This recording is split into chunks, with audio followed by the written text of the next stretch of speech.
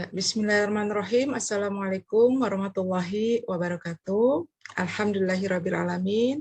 Puji dan syukur atas kehadirat Allah Subhanahu wa Ta'ala. Alhamdulillah di kesempatan kali ini perkenankan saya mempresentasikan hasil penelitian disertasi saya yang berjudul Determinan Green Accounting dan implikasinya terhadap nilai perusahaan peraih penghargaan Green Industry yang terdaftar di Bursa Efek Indonesia untuk periode tahun 2015 sampai 2020.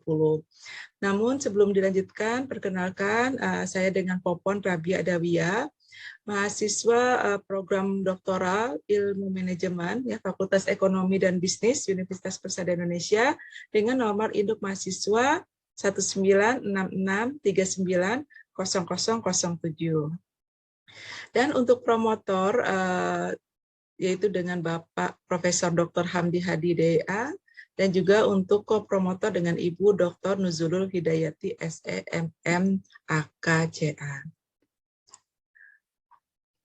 Untuk selanjutnya, sebelum dipresentasikan mengenai hasil penelitian ini, perkenankan saya juga untuk menyampaikan matriks perbaikan dari hasil sidang seminar hasil yang beberapa waktu lalu telah dijalani.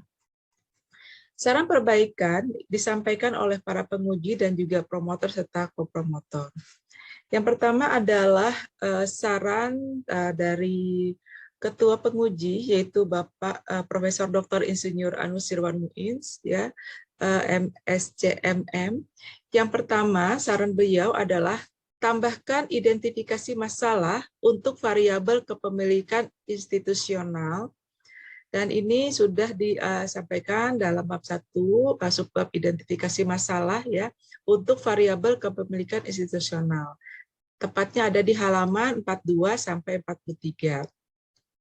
Kemudian yang kedua, tambahkan state of art dan sajikan perbedaannya dengan penelitian terdahulu serta masukkan hasil penelitian terdahulu dengan angka-angkanya.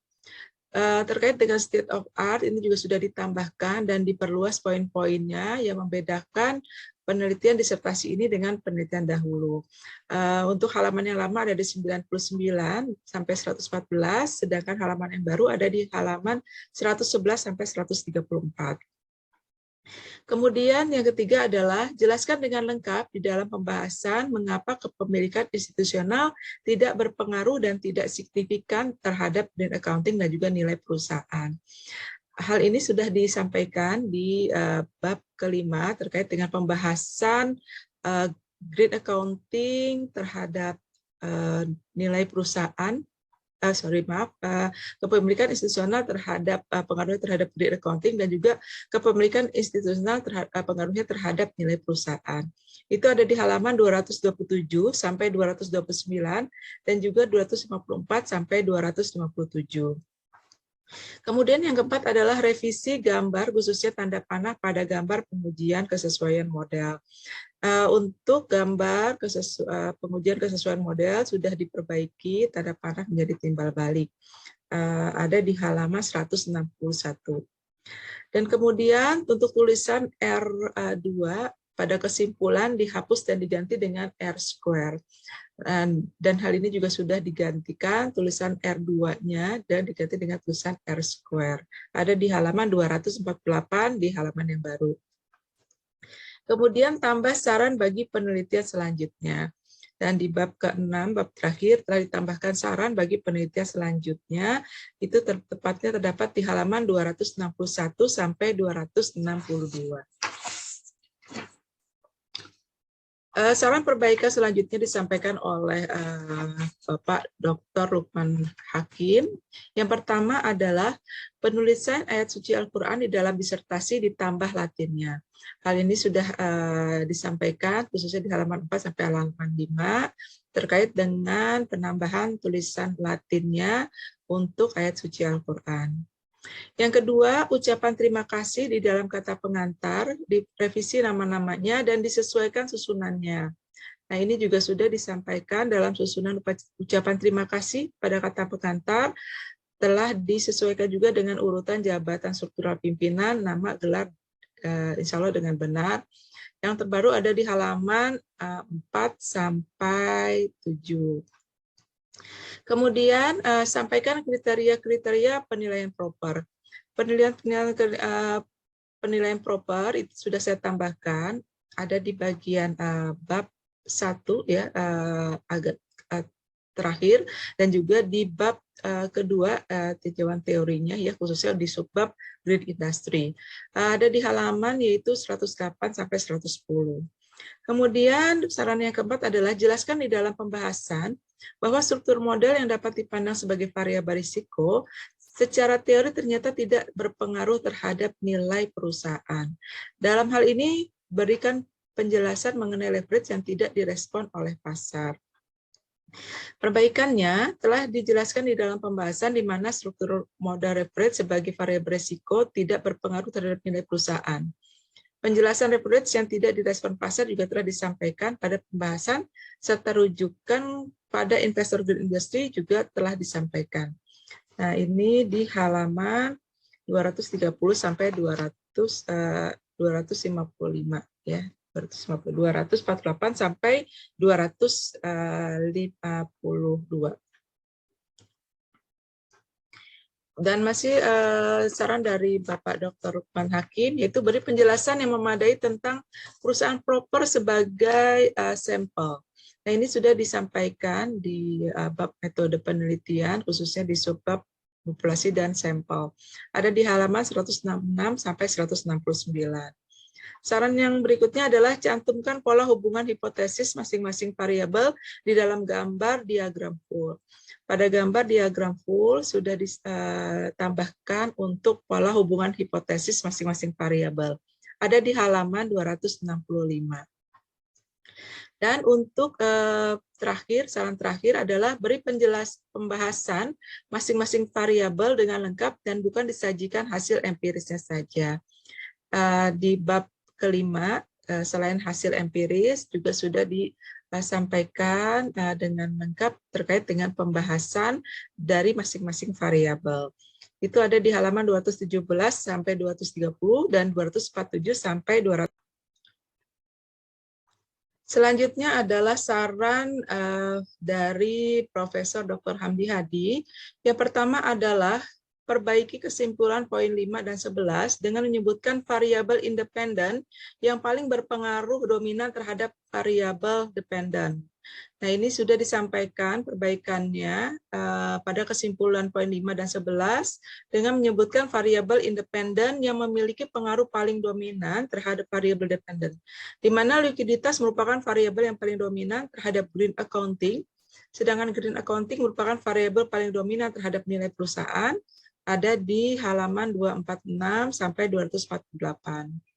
Kemudian perbaiki kesimpulan poin 5 dan 11 dengan menyebutkan tentang perusahaan yang berpengaruh paling sensitif, terbesar dan terkecil berdasarkan penjumlahan koefisien konstanta kolektif.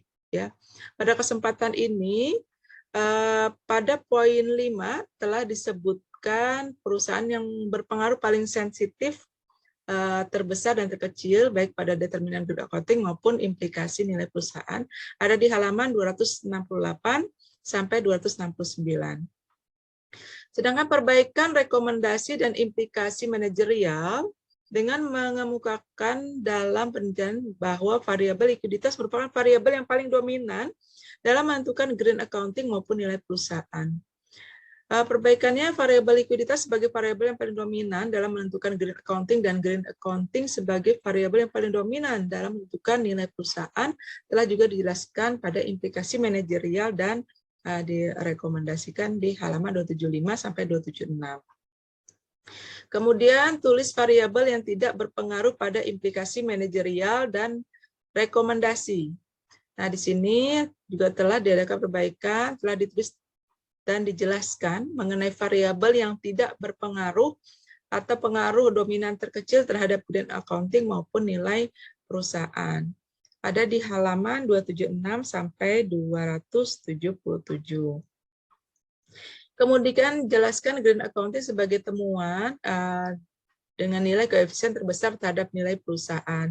Hal ini telah disampaikan dalam pembahasan yaitu green accounting yang merupakan temuan di dalam penelitian ini, yang mana selain green accounting ditetapkan sebagai temuan karena nilai koefisiennya yang paling besar ya dalam persamaan implikasi nilai perusahaan, dan juga di dalam penggunaan proksi biaya lingkungan dalam pengukuran green accounting. Kemudian saran perbaikan juga disampaikan oleh Ibu Promotor Dr. Nuzulul Hidayati, yaitu yang pertama ditambahkan penjelasan mengenai beberapa variabel bebas atau variabel X, yaitu likuiditas, leverage, profitabilitas, institutional ownership, serta green accounting, yang mana yang paling berpengaruh terhadap nilai perusahaan, kemudian jelaskan secara logika dan empiris. Hal ini telah disampaikan dalam pembahasan, ya, selain empiris juga telah dijelaskan secara logika di halaman 257 sampai 261. Kemudian jelaskan kontribusi hasil penelitian terhadap konsep green accounting. Untuk kontribusi hasil penelitian terhadap konsep green accounting telah dijelaskan, ya, pada bab pertama, khususnya aspek dan kegunaan penelitian, khususnya bagi regulator. Ada di halaman 47 dan juga halaman 48. Jelaskan kontribusi hasil penelitian green accounting terhadap Sustainable Development Goals. Ini ada perbaikannya, ya, di halaman 282. Dan tambahkan informasi mengenai terkait pembahasan mengenai hipotesa. Mengenai hipotesa, uraian hipotesa juga telah ditambahkan, ada di halaman 137 sampai 156.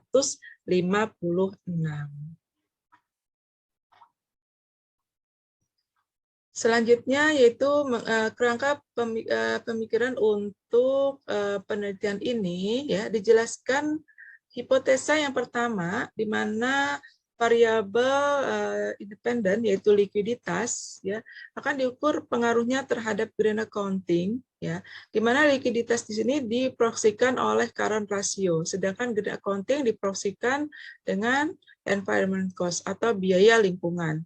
Yang kedua adalah pengaruh leverage terhadap green accounting, di mana leverage ini diukur dengan menggunakan debt asset ratio, ya, sedangkan green accounting dengan biaya lingkungan.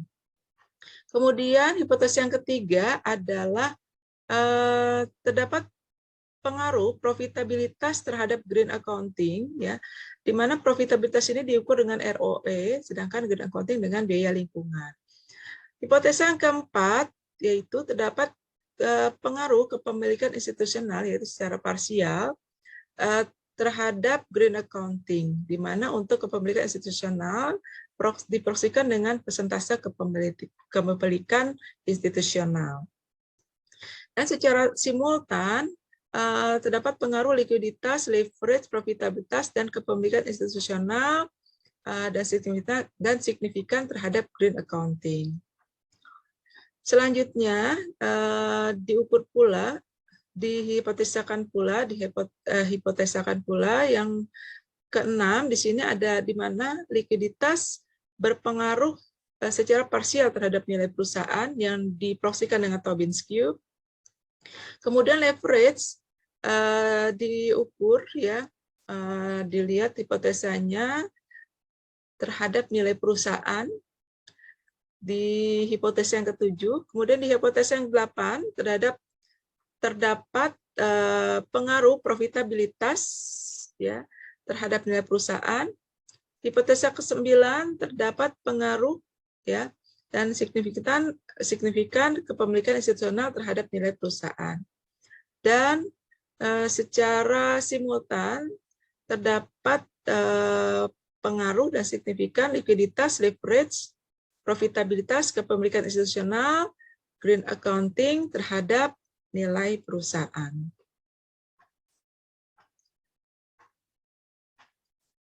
Oke.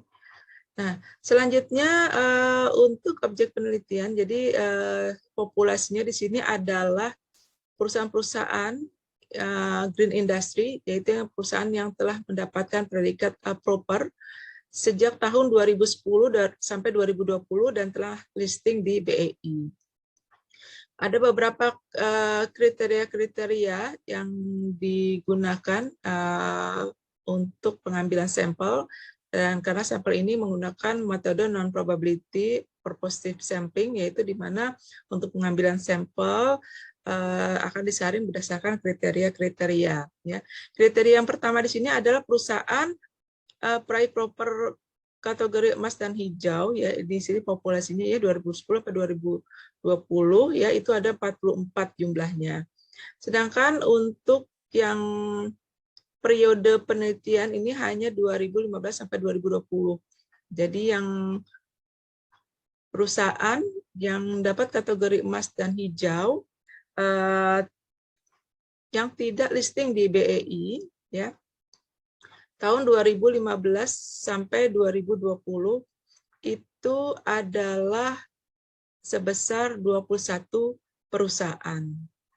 Sedangkan yang membuat annual report, semuanya membuat annual report, ya.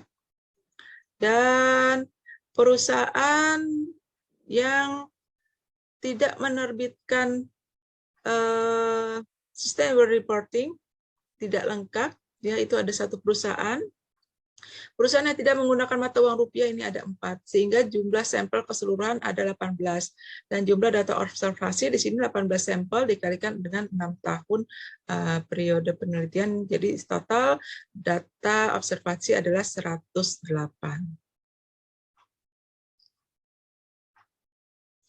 Nah, sebelum analisa dilakukan terlebih dahulu untuk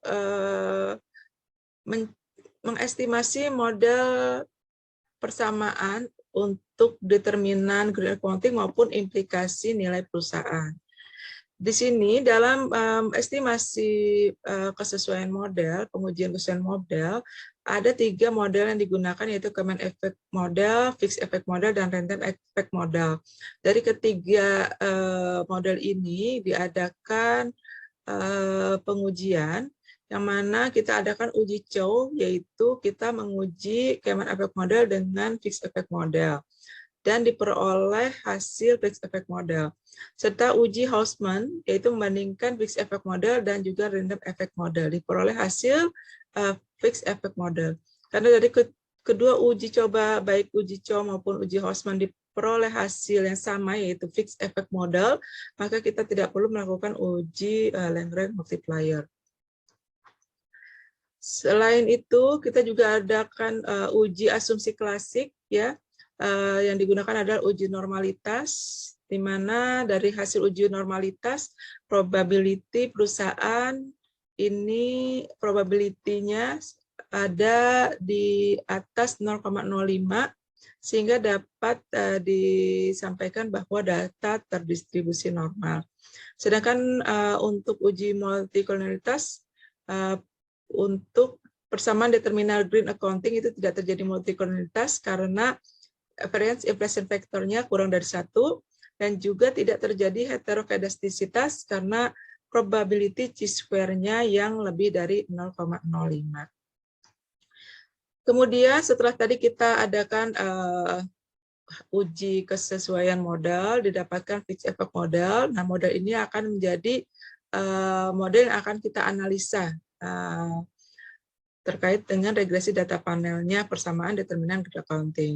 Nah, dari fixed effect model ini dihasilkan informasi bahwa untuk variabel independen, likuiditas, leverage, profitabilitas, ini memperoleh hasil berpengaruh secara positif dan signifikan terhadap green accounting. Sedangkan untuk kepemilikan institusional di sini tidak berpengaruh, ya, dan juga tidak signifikan terhadap green accounting. Dengan R-square di sini adalah 83,74%, adjusted R-square-nya ada 79,77%, sedang secara simultan likuiditas leverage, profitabilitas, dan institutional ownership di sini secara simultan berpengaruh secara signifikan, ditandai dengan probability F statistiknya lebih kecil daripada 0,05 dan juga F statistiknya lebih besar daripada F tabel, yaitu 21,09. Sedangkan untuk cross-section fixed effect-nya, ya, di sini akan terlihat sensitivitas perusahaan secara individu, mana yang terbesar sensitivitasnya. Di sini yang terbesar adalah PT HM Sampurna. Sedangkan yang paling terkecil tingkat sensitivitasnya ya terhadap green accounting yaitu PT Unilever. Kemudian kita adakan juga pengujian model implikasi nilai perusahaan, ya, sama seperti tadi kita membandingkan antara common effect model, fixed effect model, dan random effect model. Dari pengujian yang dilakukan baik uji Chow maupun uji Hausman diperolehkan model yang sama yaitu fixed effect model. Oleh karena itu model yang terbaik berarti adalah fixed effect model. Setelah diadakan hasil pengujian model, diadakan juga uji asumsi klasik ya untuk implikasi nilai perusahaan, di mana diperoleh untuk uji normalitas probability-nya juga ada di atas 0,05 sehingga dikatakan data terdistribusi normal. Untuk uji multikolonialitasnya di sini diperoleh nilai variation inflection factor-nya kurang dari 1 sehingga dikatakan implikasi nilai perusahaan multikol tidak terjadi multikolonialitas. Kemudian untuk heteroskedastisitas juga di sini tidak terjadi karena probability chi-square-nya adalah lebih besar dari 0,05. Selanjutnya untuk model yang sudah terpilih yaitu fixed effect model, kita adakan analisis estimasi untuk model regresi data panelnya ya. Diperoleh likuiditas, variabel bebas likuiditas, profitabilitas, dan juga green accounting di sini berpengaruh hasilnya secara positif dan juga signifikan terhadap nilai perusahaan. Namun untuk liquid leverage dan juga kepemilikan institusional di sini tidak berpengaruh dan juga tidak signifikan. Sedangkan R-square-nya di sini ada 91,56%. Adjusted R-square-nya adalah 89,38%. Sedangkan secara simultan, ya likuiditas, leverage, profitabilitas, institutional ownership, dan juga green accounting secara bersama-sama berpengaruh dan signifikan ditandai dengan probabilitas statistiknya di sini lebih kecil dari 0,05 dan juga F statistiknya lebih besar dari F tabel yaitu 41,96.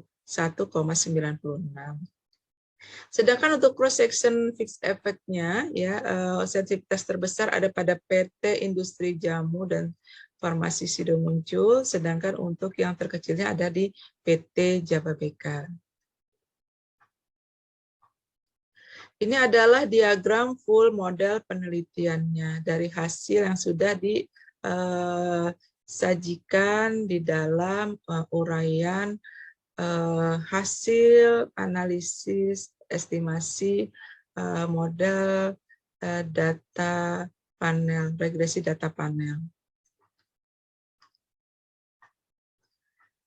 Kemudian dilanjutkan dengan simpulan. Jadi dari hasil penelitian dapat disimpulkan yang pertama, hipotesa yang pertama yaitu likuiditas berpengaruh secara parsial terhadap green accounting. Ya, ini dapat diterima ditandai dengan koefisien yang sebesar 0,004927 dan juga T hitungnya lebih besar daripada T tabel.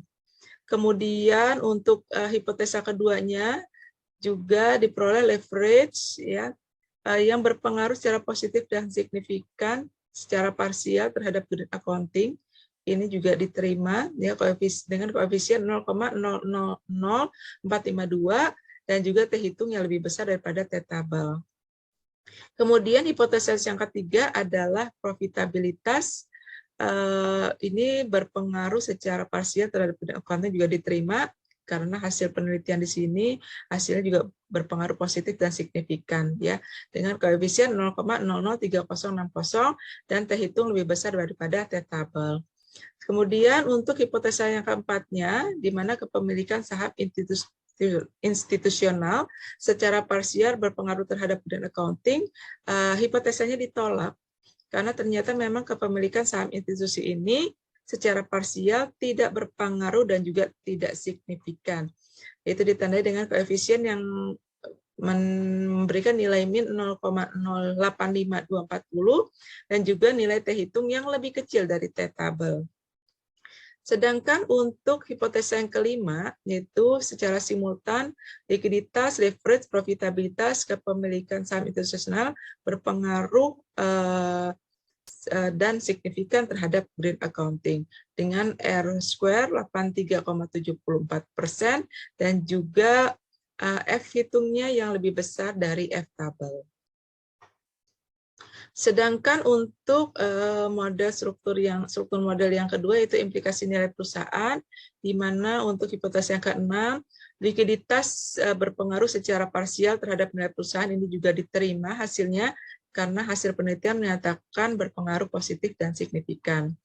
Untuk hipotesa yang ketujuh, leverage juga berpengaruh secara parsial terhadap nilai perusahaan, ini tidak diterima atau ditolak karena ternyata hasil penelitian ini untuk leverage tidak berpengaruh dan tidak signifikan. Untuk hipotesa yang ke-8, profitabilitas berpengaruh secara parsial terhadap nilai perusahaan diterima, ditandai dengan hasil penelitian bahwa profitabilitas berpengaruh positif dan signifikan terhadap nilai perusahaan. Untuk hipotesa yang ke-9, kepemilikan saham institusi berpengaruh secara parsial terhadap nilai perusahaan, ini ditolak karena ternyata hasil penelitian kepemilikan saham institusional itu tidak berpengaruh dan tidak signifikan terhadap nilai perusahaan. Sedangkan untuk hipotesa yang ke-10, green accounting berpengaruh secara parsial terhadap nilai perusahaan. Ini juga diterima karena hasilnya berpengaruh positif dan signifikan. Sedangkan hipotesa yang terakhir adalah likuiditas, leverage, profitabilitas, kepemilikan saham institusi, dan green accounting secara simultan atau bersama-sama berpengaruh dan signifikan terhadap nilai perusahaan, ini diterima dengan R kuadrat sama dengan R square, ya. Maaf, R square sama dengan 91,59 dengan F statistiknya lebih besar daripada F tabel. Ya, selanjutnya disajikan implikasi baik teoritis, manajerial, dan juga investor. Ya, untuk khususnya untuk implikasi manajerial di sini, di mana likuiditas sebagai variabel yang paling dominan pengaruhnya terhadap accounting. Dalam penelitian ini hendaknya manajemen dapat menjaga agar kondisi keuangan senantiasa dalam keadaan liquid. Perusahaan memiliki kas dan aset lancar lainnya yang cukup untuk membiayai operasional perusahaan dan biaya-biaya lainnya, serta mampu memenuhi seluruh kewajiban khususnya jangka pendek. Dengan likuiditas yang baik, perusahaan diharapkan mampu untuk dapat terus berkontribusi terhadap pelestarian lingkungan melalui green accounting. Green accounting sendiri merupakan variabel yang memiliki pengaruh sangat besar bagi peningkatan nilai perusahaan. Ketika manajemen menerapkan green accounting melalui biaya lingkungan, memberikan dampak sangat besar terhadap pasar. Bagi manajemen, leverage dapat menjadi controlling.